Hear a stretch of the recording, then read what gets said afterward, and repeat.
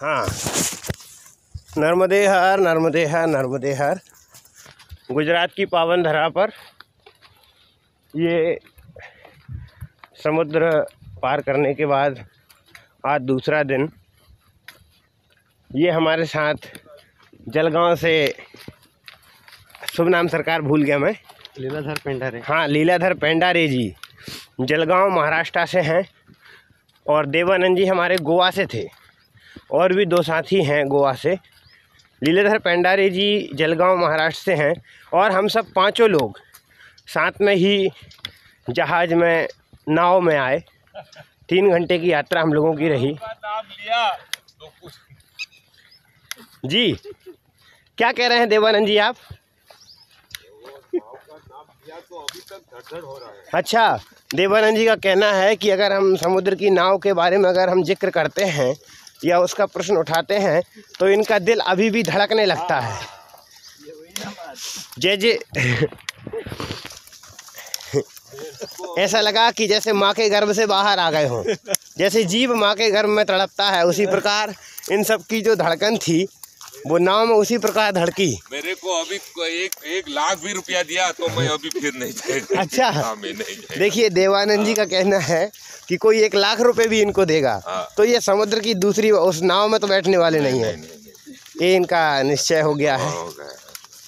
तो ये जिक्र तो आपको जीवन भर याद रहेगा। याद रहेगा है ना? बहुत। क्योंकि अपन लोग वैसे इस चीज का विश्वास नहीं हो सकता क्योंकि जब जलगांव का साहब थोड़ा इंटरव्यू ले और जलगांव से क्या प्रतिक्रिया आता है, हाँ, उसका अनुभव देखने। हाँ, क्योंकि कहते हैं कि मतलब अगर जीव माँ के गर्भ में रहता है और भगवान से उसी प्रकार प्रार्थना करता है और फिर उसके बाद जीव आके माया में लिप्त हो जाता है। अभी हम लोग परिक्रमा में इसलिए समुद्र की नाव याद है और घर में जाने के बाद वो सब भूल जाएंगे तो कुछ याद नहीं रहेगा। तो पेंडारे जी आप मतलब अपना ये नर्मदा परिक्रमा के बारे में मतलब क्या अनुभव और मतलब विचार प्रकट करेंगे कि आपको मतलब ये यात्रा सुखद या कोई असुविधा के द्वारा या मतलब कोई परेशानी या शारीरिक कष्ट या मानसिक तनाव किसी प्रकार की कोई परेशानी? शारीरिक कष्ट कुछ ज़्यादा तो नहीं है। जी। अभी जो जितना भी रोज अपन 20-25 जो भी कुछ चलते हैं जी उससे थोड़ा बहुत तो तकलीफ तो होती है। हाँ जी। ऐसे तो कोई बात नहीं कि तकलीफ नहीं, ऐसा नहीं है। वैसे आपकी एज क्या है, उम्र? अभी मेरी 54 मतलब 54 साल। हाँ, 54 साल की एज है आपकी। जी। और मतलब यात्रा मतलब आनंद आ रहा है? आनंद तो बहुत आ रहा है। जी। कोई टेंशन नहीं है। जी। जी, मैया की कृपा से सब कुछ मिल जाता है। जी। और जैसा कि हम लोग जान रहे हैं कि कल ही शाम को मतलब परसों आपके यहाँ शादी थी।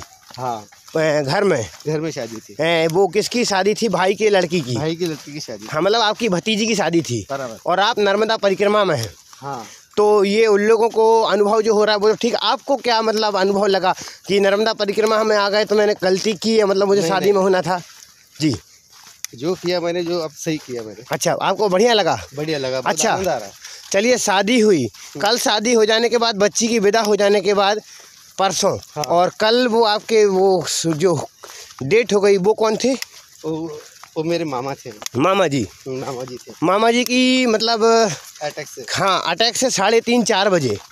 हाँ, शाम को 4 बजे 3 बजे उनकी डेट हो गई। तो आपको फिर कैसा मतलब, एक विवाह हुआ, दूसरा मृत्यु हो गई, तो आपको कैसा अनुभव हुआ, क्या लगा? लगा तो ऐसा कि चलो ठीक है। अभी जो उनकी उम्र भी थोड़ी ज़्यादा थी। जी। तो करीबन कितनी उम्र रही होगी उनकी? 71-72 के आसपास। 71-72 के साथ। जी। हाँ, तो वो अपने सीमा पे, अंतिम चरण पे पहुंच रहे थे। तो मतलब बिना तड़पे हुए उनकी मृत्यु हो गई सीधा। तो इस मृत्यु को हम लोग बहुत ही अच्छी मृत्यु कहेंगे क्योंकि व्यक्ति तड़पा नहीं, कोई उसे परेशानी नहीं हुई और उसका शरीर परम धाम को चला गया। तो माँ नर्मदा से यही कामना है कि उनको वैकुंठ में वास मिले और दोबारा कभी इस मृत्यु लोक में जन्म ना हो, और बाई चांस अगर जन्म हो भी जाए तो भगवत संकीर्तन और सत्संग उन्हें हमेशा संतों का संग प्राप्त होता रहे। तो ना, ये अपन ने जो समुद्र की यात्रा की इसमें मतलब ये जो नाव में अपन बैठे, हाँ, छोटी सी नाव में बैठे जिसमें करीबन 40 या 42 आदमी बने। बराबर। तो और 3 घंटे अपन को लगे। तो उसके विचार मतलब आप क्या प्रकट करेंगे उस नाव के बारे में या मतलब समुद्र के बारे में? नाव के बारे में वो जो प्रवास जो है जी समंदर का, जी उसमें सिक्योरिटी कुछ भी नहीं है। जी सुरक्षा कुछ नहीं है। सुरक्षा कुछ भी नहीं है जी। उसमें। और जो नाव में जो लोग जो बैठा थे वो जी वो नाव की कैपेसिटी से कुछ थोड़ा ज़्यादा ही हो जाते हैं लोग। जी, जैसे मतलब 40 की जगह है तो 45 कर देते हैं वो। हाँ, ज़्यादा भी हो जाता है। ज़्यादा भी हो जाता, 50 हो जाता है। 50 हो जाता है। और जब नाव चलती है, ज़्यादा हिचकोले खाते हैं तो वो आदमियों का जी भी बहुत डरता है। जी और बीच में पानी भी आ जाता है। पानी भी, हाँ, जैसे हम लोग गीले हो चुके थे। उससे लोगों को भी बहुत दिक्कत हो जाती है। जी उनके कपड़े, उनका बैग, उनका सामान, जी, वो सब कुछ गीला हो जाता है। बिल्कुल। उससे भी ज़्यादा तकलीफ होती है। जी। जैसे अपन लोगों के राइट साइड में वो 2 बूढ़े बुजुर्ग बैठे थे। हाँ। उनकी उम्र करीबन 80 साल थी।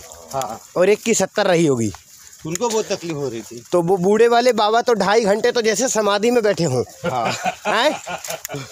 जैसे आप उनकी तो नज़र उठी ही नहीं, झुकी रह गई। झुकी रही, बहुत डर गए थे वो। हाँ। और पूनम की रात की वो वजह से तो कुछ वो जो नाव कुछ ज़्यादा ही हिचकोले खा रहे। जी। लेकिन उन्होंने जो बेसिक जो थोड़ा जो है जी सिक्योरिटी के लिए जी, वो तो उन्होंने करना चाहिए। कम से कम वो जो नाव में पानी तो नहीं आए। जी। वो जो लोग जो इतना दूर से आते हैं पैदल, हाँ जी, उनके सब कपड़े, उनका जो सामान रहता है जी, वो सब कुछ गीला हो जाता है। जी। उससे उनको बहुत परेशान होती। जी, ये तो है यात्रियों को, क्योंकि ये सिर्फ माँ नर्मदा के भरोसे ही चलते हैं। बस और कोई किसी का कोई ठिकाना भी नहीं रहता कि कितने दूरी पे हमें रहने को मिलेगा। जी। और एक बात है जी, जब वो जो उसमें जब बैठाते हैं जी, तो सिर्फ एक ही आदमी का नाम लिखते हैं और उसके साथ जो लोग रहते हैं जी, वो सिर्फ उनकी जो सम के सब वो सिर्फ गिन लेते हैं। सिर्फ हाँ, उनका नाम गिन कुछ नहीं। अगर बीच में अगर कुछ हुआ, जी, बाय द वे ऐसा तो होने को नहीं होना, लेकिन हाँ, अगर कुछ हुआ जी, तो अपने को पता भी नहीं चलेगा कि वो लोग कौन थे, क्या थे। अच्छा, मतलब हमारे ये साहब कह रहे हैं कि अगर एक व्यक्ति के साथ 5 लोग हैं तो केवल एक ही व्यक्ति का नाम वो लिख लेते हैं रजिस्टर में और वो 4 को छोड़ देते हैं। बहुत एक के साथ 4 फ्री वाली बात हो गई है। सही बात है। अगर उस एक ऊपर 4 फ्री, 4 फ्री, मतलब कोई सिक्योरिटी किसी भी प्रकार कुछ नहीं है। अगर एक व्यक्ति कुछ हो जाए नाव में तो उसकी कोई गिनती नहीं कि वो था कि नहीं था, कौन था, उसका कोई रिकॉर्ड, उसका कोई रिकॉर्ड नहीं, उसका कुछ रिकॉर्ड भी नहीं है, कोई रिकॉर्ड भी नहीं। और जो नाव वो बेचारी सूरत चली गई थी, वो जो उसमें कुछ हमारे फ्रेंड लोग भी थे। जी, उनको बहुत दिक्कत आई जी। उनको करीबन 15 घंटे तक पानी में बैठना पड़ा। उनको पीने के लिए पानी नहीं था। जी। उनको बहुत से जो है जैसे पेशाब करना है, ये कुछ करना है, इनके लिए उनको बहुत दिक्कत आएगी। तो करीबन वो नाव जैसे सुबह 4 बजे की निकली। हाँ। तो करीबन मतलब कितने घंटे वो समुद्र में रही? वो करीबन 15 घंटे तक तो समुद्र में रही। समुद्र में रही। हाँ। मतलब सुबह 4 बजे की निकली नाव, रात्रि 8 बजे आ पाई। हाँ। पूरा दिन वो नाव वहाँ रही। और दूसरी बात एक और है कि नाव का समय है 4 बजे निकलने का, तो यात्रियों को 1 बजे ही सूचना दे दी जाती है कि 1 बजे ही समुद्र के पास चलिए, है कि नहीं? सही बात है। 1 बजे ही, मतलब आधी रात्रि में 1 बजे व्यक्ति निकला है और 5-6 घंटे उसने वहाँ बिताए। 4 बजे उसमें बैठा। और वहाँ कुछ पानी की व्यवस्था नहीं है, कुछ वहाँ तो कोई लेटरिन बाथरूम की भी कोई व्यवस्था नहीं है। जी।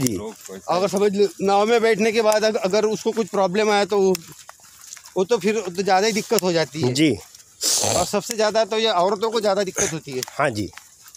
सब जितने माता बहनें हैं उनको ज़्यादा तकलीफ। सही बात है भाई, पुरुष तो अपना कहीं भी काम निकाल लेगा, लेकिन महिलाओं को थोड़ा मर्यादा होना ज़रूर चाहिए। तो ये कमी, इसमें कुछ एरिया वालों को तो कुछ नहीं कह सकते, लेकिन सरकार को तो जिम्मेदारी निभानी चाहिए, गुजरात सरकार को। हाँ हाँ। जब नाव में जब वो जो आप जो जर्नी करते हैं जी, यात्रा करते हैं जी, तब उसको कम से कम हर आदमी को जी एक लाइफ जैकेट से भी होना कम से कम। जी। तो उससे उसको थोड़ा सा ठीक लगेगा जी। उधर वो कन्याकुमारी में वो स्वामी विवेकानंद का पुतला ऐसा दिखता है जी। तो भी उसको जैकेट क्या और वो जो बोट में जो सिक्योरिटी मिलता है जी जी जी एकदम बढ़िया जी। तो इधर इतना बड़ा समुद्र होने तक जी कुछ नहीं फैसिलिटी जी जी जी कुछ ना कुछ ये गवर्नमेंट ने सोचना होता है जी जल्दी से जल्दी जल्दी जल्दी होना चाहिए। हमको अभी क्या है जी। हमको हुआ कि अभी हम समुद्र पार किया जी। हमारा क्या ये पूरा हो जाएगा वो जी जी परिक्रमा पूरी हो जाएगी जी। लेकिन इसके आगे जी ये ऐसी बड़ी दुर्घटना न हो जी इसलिए वो जल्दी से जल्दी वो गवर्नमेंट ने कुछ ना कुछ करे उसके ऊपर सोल्यूशन निकालना हो। जी जी ये मेरी विनंती कम प्रार्थनाएं भी है। जी जी जी। देखिए हमारे सभी परिक्रमावासी सरकार से ये निवेदन आग्रह और आप जो भी समझें वो समझ सकते हैं। गुजरात सरकार को इस पर विशेष ध्यान देना चाहिए जल्दी से जल्दी जल्दी से जल्दी, क्योंकि ये एक दिन की व्यवस्था नहीं है, ये रोज़ की व्यवस्था है। और यहाँ केवल एक दिन के लिए यात्री नहीं आ रहे हैं, कितने दिनों से आ रहे हैं और आगे भी आते ही रहेंगे। कम से कम 500 600 700 यात्री तो रोज आती है। 700-800 यात्री प्रतिदिन परिक्रमा शुरू करते हैं। तो ये सरकार से निवेदन है कि ज़्यादा टिकट लिया तो भी चलता है। हाँ, पैसा भले ज़्यादा ले ले उसकी दिक्कत नहीं, लेकिन सुरक्षा मिलना चाहिए। सिक्योरिटी यात्रियों को मिलना चाहिए, उनका अच्छे से बंदोबस्त होना चाहिए। क्योंकि 12 साल में एक बार हरिद्वार, नासिक, उज्जैन और इलाहाबाद, प्रयाग महाकुंभ लगता है। ये बात हम सभी लोग जानते हैं, है कि नहीं। वहाँ जो व्यवस्था की जाती है वो व्यवस्था बहुत बहुत बहुत बहुत बड़ी व्यवस्था रहती है। लेकिन यहाँ हमेशा ये नर्मदा परिक्रमा चल रही है और यहाँ कोई भी व्यवस्था नहीं है। सरकार की ओर से किसी भी प्रकार की कोई व्यवस्था गुजरात प्रांत के अंदर नहीं है, खास करके समुद्र के यात्रियों के लिए। केवल वो छोटी छोटी नाव और उसमें और दूसरा और जो छोटी वाले जो नाव में जो ये रहता है केवट रहता है, वो दारू पी के आता है उधर। हाँ, देखिए परिक्रमावासी अपनी एक श्रद्धा, पूरा घर परिवार छोड़ करके 2 ही आदमी रहते हैं उधर रात भर, सब कुछ छोड़ करके माँ नर्मदा की परिक्रमा में आते हैं। और जो नाव को खेने वाले केवट महाराज हैं, अच्छा, वो शराब पी करके नाव चलाते हैं। और जो यात्री हैं वो तो अपने जूते चप्पल मोचे तक खोल के बाहर फेंक देते हैं, नाव में नहीं रख के लाते, समुद्र में लेके नहीं आते। और बताइए, ये शराब पी के चलते हैं, तो इनकी कहीं ना कहीं गलती है। वो एक नाव साथ में निकली थी, 15 घंटे तक बूट भी घालूं फंसी रही, उसके बाद रात्रि में आ पाई। तो सरकार को ये विशेष ध्यान देना चाहिए इस चीज़ पर। और यहाँ ये ज़्यादा नहीं, उतने बड़े कुंभ की व्यवस्था नहीं, लेकिन थोड़ी व्यवस्था लैट्रिन बाथरूम रहने की और उनके समुद्र के यात्रियों खाने के लिए ये व्यवस्था उनको करना चाहिए। खाने की न करो, रहने की और लैट्रिन बाथरूम की व्यवस्था विमलेश्वर में होना ही चाहिए। बाकी तो संतों के सारे आश्रम हैं, संत महात्मा और भी कुछ ट्रस्ट हैं, वो सेवा करते ही हैं। ये हम सभी की प्रार्थना, ये हम सभी लोग नर्मदा यात्रा में नर्मदे हा